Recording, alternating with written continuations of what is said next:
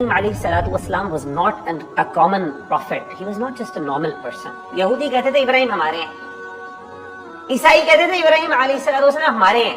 اللہ کہتے ہیں نہ وہ یہودی تھے نہ وہ عیسائی تھے بلکہ حنیفاً مسلماً، یہ وہ مسلمانوں کے امپورٹنس دیکھیں ابراہیم کی اتنی زیادہ ہے کہ اللہ نے کہا ابراہیم کے مذہب اور اس کے دین کو فالو کرو۔ نبی صلی اللہ علیہ وسلم کو حکم کیا وَاتَّبِعْ مِلَّةَ إِبْرَاهِيمَ حَنِيفًا، and that is what we have to do۔ یہی ہم نے ریئلائز کرنا، یہ سبق آج یہ ہے میں اللہ کے لیے کیا قربانی دے سکتا ہوں کہ پھر میں اللہ تعالیٰ سے ایکسپیکٹ کروں اور اللہ تعالیٰ میری ایکسپیکٹیشنز کو پورا کرے۔ جان مارنی پڑتی ہے، بہت بڑی بڑی قربانیاں دینی پڑتی ہیں اور بہت بڑی بڑی آزمائشیں تھیں، ان آزمائشوں کی بدولت پہ اس کے ریٹرن میں پھر اللہ نے ان کو وہ مقام دیا۔ حضرت ابراہیم علیہ السلام کی جو پہلی آزمائش تھی نا، جو سب سے پہلا ٹیسٹ یہ تھا، ان کے باپ کا فتنہ بہت بڑا تھا۔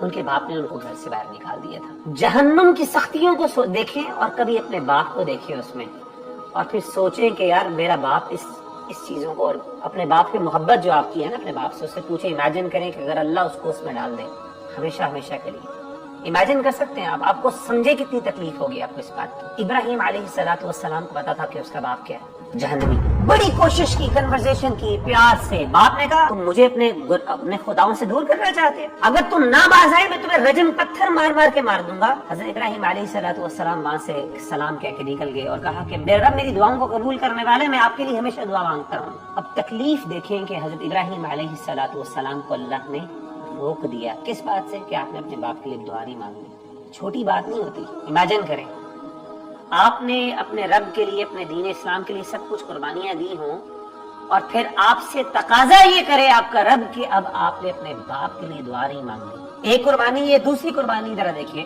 اہل خانہ جب اپنے فیملی کو جس طریقے سے حضرت ابراہیم علیہ السلام نے قربان کیا۔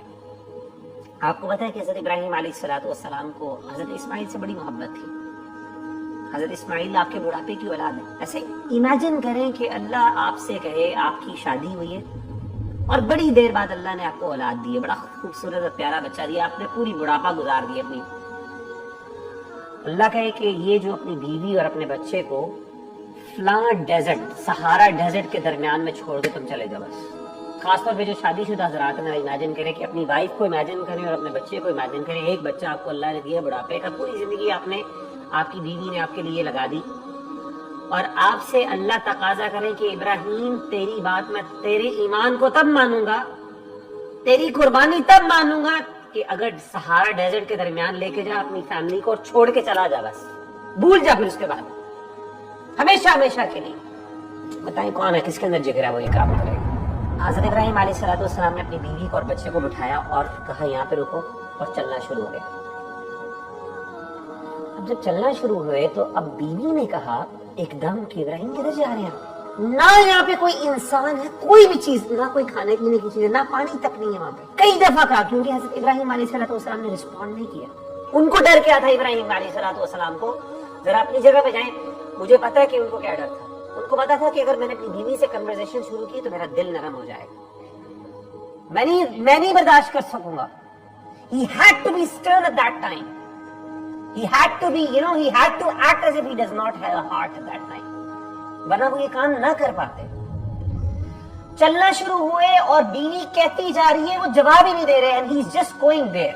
اور بیوی امیجن کریں، she's just left alone. اب اگلی آزمائش شروع ہو گئی، اس سے بھی بڑی آزمائش۔ اب اللہ نے کہا جس بچے کو تو چھوڑ کے آیا ہے وہ بچہ بڑا ہو گیا، میں نے اس کو، تو نے میرے پہ ٹرسٹ کیا اور اب بڑا ہو گیا، اب تیرے اوپر اگلا امتحان، اس سے بھی بڑا یہ کہ اب اس کے گردن میں تو نے چھری چلانی۔